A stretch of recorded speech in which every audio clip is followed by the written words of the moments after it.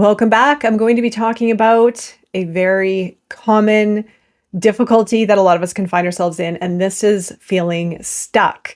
This is when we feel that nothing is changing, that where we are at might never change, where we may even feel desperate or angry or frustrated at where we are in our life. Now, this moment is actually a pivotal time to go deep and make constructive changes. You can almost think of it this way. When we are creating, when we are living, when life is moving, we are in most likely flow, alignment. We are creating, we are living.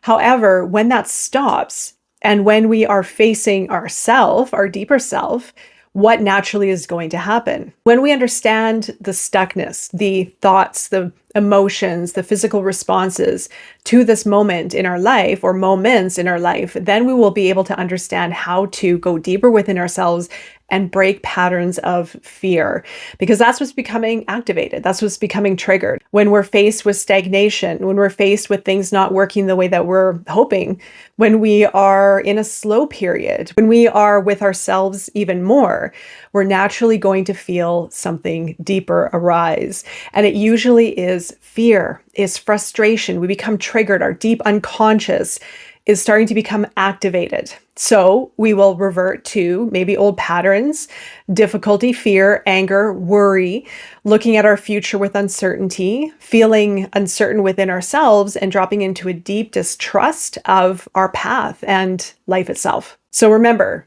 you're not stuck. You're in a pattern that is waiting to be broken. So being stuck is an illusion. It is a pattern within our unconscious that shows up when something needs to change. It actually is an opportune time to do the deeper work. So feeling stuck is not a dead end. This is an invitation for you to go deeper, to analyze your thoughts, your emotions, even your body. In this video, I'm going to go into where this feeling of stuck comes from, what the unconscious beliefs are that are becoming triggered, and also where this may show up in your body. Now, I've worked through this many times over again. It is a constant cycle that I face and that I've had to go deep within to break these patterns. And I'll tell you, once I have done them, well, many times over again, I have become more confident in myself. I see my path more, and I have more trust and flow with the day-to-day, with the present moment. One of the most important factors that I came to realize working through moments of feeling stuck and stagnant was that many things are actually changing. When we are able to go deeper within ourselves, we are able to understand the dimensions of life. We're able to see and analyze and understand and sense more within ourselves and more within life itself. So the stuckness factor basically wipes out our senses and our ability to understand what really is changing on a multidimensional level. Now, stuckness comes in because of fear. Like I said, when we're faced a moment in our time, in our life, where we are sitting with ourselves, where we're tuning in, not by choice, but by the chances of our life, by the nudges from the universe that force us in these situations because something needs to be looked at, something needs to be acknowledged. When we revert into our patterns of fear, it basically masks our ability to see and to sense and to understand the dimensions that are happening within ourselves. Now, this goes into a live episode that I did at the Odyssey of Self, where I talked about how the unconscious works. And when you go deeper into your unconscious and open up layers and layers and layers and layers within, you are actually opening up greater levels of awareness and greater connectivity with areas of yourself that you hadn't seen before. So when we're in fear, we basically mask many dimensions within ourselves. We're operating by one dimension, we're operating by our ego, and therefore that's all we see. However, when we go into our unconscious, when we go into our senses, when we start to do this inner work and develop greater self-mastery, we start to understand there's actually more to this moment in my life than I realized. There are many dimensions that are actually changing and adapting and transforming and transmuting that I need to pay attention to. So again, when we're facing fear and we'll automatically face stuckness, I'm stuck, I can't get ahead, I'm getting nowhere, what if I stay like this? Then we can be in that downward spiral for a while, missing all of the clues and the cues that are right in front of our face. meaning how to observe our situation a little bit differently, how to observe fear, not by being in it, but by seeing it, by witnessing it. So basically, when stuckness happens, it is when you are on the brink of transformation. So it's really asking you what needs to be looked at, what needs to be faced, what needs to be changed, and how can you alter your perception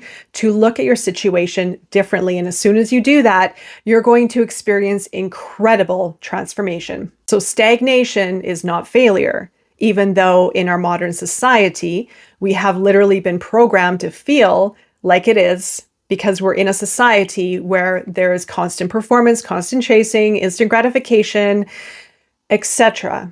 First, going into the higher self versus the ego. Now, this dynamic is going to be playing out during times of stagnation, of times of feeling stuck. Your ego will be screaming fear. It will be on repeat with stories. So pay attention to what you're thinking, what you're saying. The I can't, what if I stay here forever? Life is difficult. I'm not getting anywhere. What if I never make money? Whatever the stories are, that's your ego. That is fear-based programming, fear-based beliefs. And anything that's coming from your fear-based beliefs is going to be of resistance. It's going to be heavy. It's going to be negative. It's going to weigh on you. And I should mention that when you feel this, it's not bad. These are the signs that will give you the clues to go deeper, to make some changes. And when you see them, when you understand them, you break the patterns, you set yourself free. Meanwhile, your higher self is going to be whispering very gently, you're okay. Everything is working out just fine. You're where you need to be. Trust, surrender. And when you're in the relationship with your higher self, you're going to find more flow. You're going to listen to your body. You're going to have creative solutions, and you're going to be at peace with the present moment. So the unconscious mind, when it is operating by our false beliefs and also our ego, it is going to reinforce these limiting false beliefs and fear, which is part of it, because it feels familiar. It is going to perpetuate these patterns that will be in constant conflict with our higher self. So as I mentioned, do not get frustrated by this. It's simple observation and working through these patterns so you can create a greater relationship with your higher self and move past this feeling of stuckness, past the feelings of fear and the relationship with the ego. So what happens when we are influenced by our unconscious, when we haven't looked at our false beliefs, we will stay in repeating patterns of procrastination, stagnation, isolation, because they seem familiar. They're familiar patterns based on our false beliefs that have been deeply ingrained within our unconscious. That's why this moment of stuckness, feeling that nothing is happening, feeling that you're trapped, that you're going to be here forever, is the perfect time for this work. So some common thoughts that may signal stuckness are, I feel completely stuck. No matter what I do, nothing changes. I have to do everything alone. No one is there for me. There's nothing to look forward to. Why even bother? So these are not facts. These are conditioned responses based on past experiences. So just to reiterate, I usually put this in most of my videos. I just want to touch on true and false beliefs. True beliefs are what you're born into this world with. Your truth, your inner truth, your guiding light, your higher self, your authentic self, your values, your inner inherent beliefs that come from a place of unconditional love, that come from a place of truth, that come from a place of trust. Now, your false beliefs can be brought in from previous incarnations. These beliefs, if they're brought in through past life experiences, if they're brought in through your family ancestral belief system, if they've been ingrained from your formative experiences, these false beliefs overshadow the true beliefs. So your true beliefs are waiting to be seen. They're waiting to be understood and awakened within yourself. But first, you have to go through these false beliefs that are overshadowing the true beliefs, to work through them layer by layer by layer to set yourself free so that you can awaken your truth, you can awaken your light, and you can dismantle the false beliefs that have been holding you back for most of your life. The universe will keep giving you the same lessons until the pattern is broken. And the pattern comes from within here. When you start learning how to break your patterns by dismantling your false beliefs, by looking at your life and yourself through different perspectives, you are going to significantly evolve to mastery. So the true movement happens when we question our beliefs and our reality. When we start to question our thoughts and our emotions and what's happening within ourselves, when we understand what's happening in here, then we change our reality. We create the change outwardly. So you can reflect, what belief am I holding on to that reinforces my feeling of being stuck? And as I mentioned before, the ego or our past patterns, conditioning within our unconscious likes to keep us where we've been because it's familiar.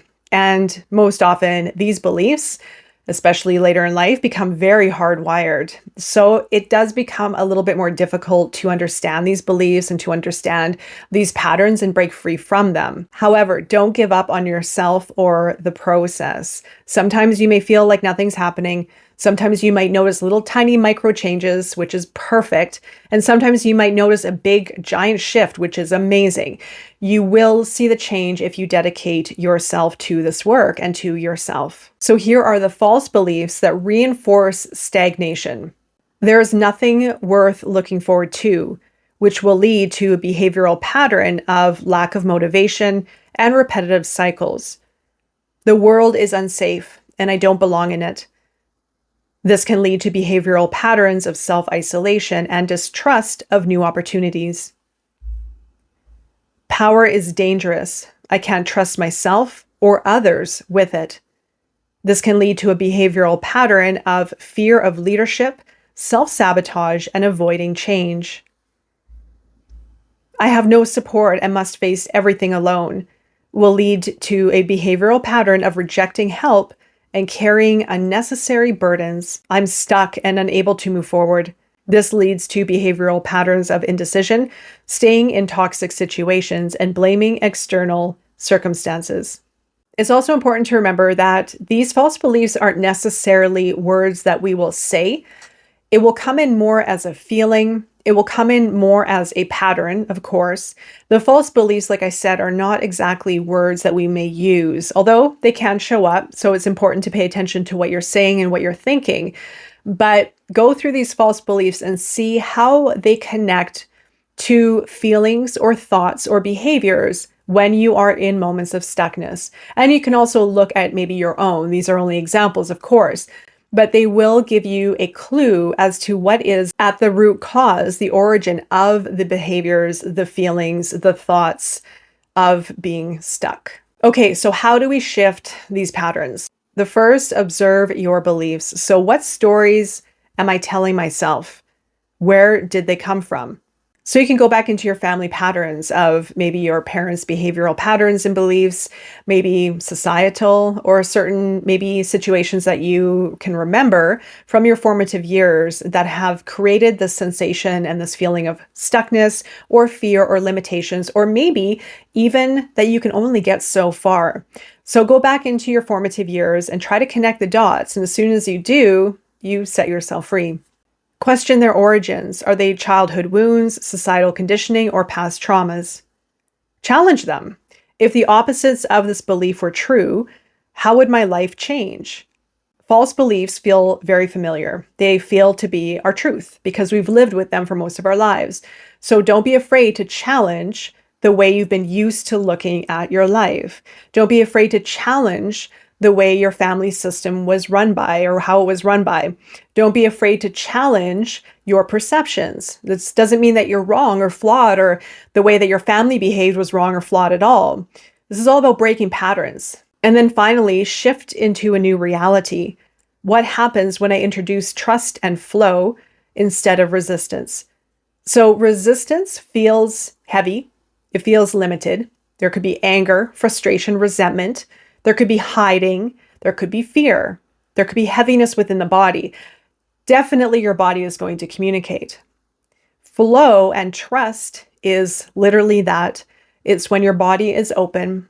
It's when you are at peace with yourself, with other people, with the process of life. It is when you trust. So you trust the future. Allow for more trust. Allow for more flow. Flow is when there is no resistance. It's when we wake up in the morning and we're ready to start the day and we just move through life easily and effortlessly. When there's resistance, there's going to be a block, there's going to be a stuck, there's going to be hitting a wall, there's going to be anger, there's going to be triggers. But we all go through this because we're in a time right now where we're slowly unwinding from these patterns. So it's completely normal. I still go through this, but through this work, change happens easier and faster every time. Okay, so the physical manifestation, remember, your body is constantly communicating with you. Your body is the final communication warning center. And yes, it does influence your energetic flow, your energy, because everything is energy. And if we are holding on to beliefs, they will be stored as dense energy. They will also come up as emotional difficulties. They will also come up as thoughts and words, and they manifest in the body. So your body is extremely intelligent. And when you understand how to decode messages from your body, you can heal your body. And not only heal your body, you transform your reality because you're able to understand what your body is trying to tell you and the false beliefs that are associated to what you're going through in your life. When you see that, when you connect the dots, you set yourself free. Right? And it's not only setting yourself free, you open to greater levels of consciousness. You see more, you understand more, and then you move up into your next level. So I'm going to use the hips as an example for stuckness because it does primarily hold the base of movement. It also holds the base of our balance. But the hips, moving from our hips to our legs, to our knees, to our ankles, to our feet, all have something to do with forward moving momentum. Now, on the right side is the masculine side. We all have the masculine, feminine in ourselves. The masculine side on the right side is all about progress, confidence, power, assertion, maybe even finances and stability and security. The left side is going to be connected to the feminine, which could have to do with intimacy, vulnerability, love, nurturing, belonging, and emotional connection. So those are just very light examples. Now, I'm going to go into the hips because it's probably the easiest place to start. I could go into the legs, I can go into the knees, I can go into the ankles, I can go into the feet because they all do have a little bit to do with forward moving momentum. But I'm going to focus on hips for this to keep it simple. So the hips govern movement, stability, and our ability to step forward in life. Tightness, pain, or discomfort in the hips often signals fear, resistance, or suppressed emotions. If you've been feeling stuck, your hips may be holding onto unprocessed energy and old stories. The core message of hip issues for the right hip, issues with taking action, stepping into leadership, and external expression. The left hip can be issues receiving support, feeling connected, and internal trust. Now, those are very, very generic. I do suggest going over to the Odyssey of Self as I do go deeper into the analysis of hips based on the work of Dr. Michael Lincoln. And hips for me was quite a big undertaking. I had constant pain in my right hip, had to do with with lack, insecurity, lack of stability, and also fear of my own power, suppressed power. And so understanding the false beliefs and what was happening in my life at the time that my hip would become activated, meaning painful, I was able to reverse my feelings within myself so that I could awaken what was being suppressed or imbalanced, right? So when we have false beliefs that are becoming triggered, we can counter them by bringing in the feeling of the opposite. So for example, if there's financial instability, if there's fear of the future, if there is a fear of one's personal power, how can you go into the fear or the false beliefs and bring in the true beliefs? I am powerful and power is okay, and I'm comfortable expressing myself. I am financially stable and secure, and I trust my process, right? So you can integrate these false beliefs, but you have to feel them into this area of your body, integrate the feeling into the pain point, and allow yourself some time to adjust and to integrate. And this will allow for your body to adjust, your mind, your unconscious self to integrate these true beliefs or to strengthen and awaken your true beliefs and to dissolve the false beliefs. So the false beliefs that can be ingrained within the unconscious that will show up in the hips are going to be I'm stuck and unable to move forward. There's nothing worth looking forward to. Power is dangerous. I cannot trust myself or others with it. I have no support in life. I must suppress my sexuality because it is unsafe or shameful. So how do we break these patterns? How do we heal our bodies? Well, simple, I already covered some of it. It's going to be awareness, always awareness, giving yourself space and time to tune in. When you do this, like I said, you become a master. You begin to be your own healer. You begin to alter your mind, your psychology, your emotional well-being, your emotional patterns, your energetic self, and you tap into something far greater than before. So this is liberating. It's freeing, it's healing, it's transformative.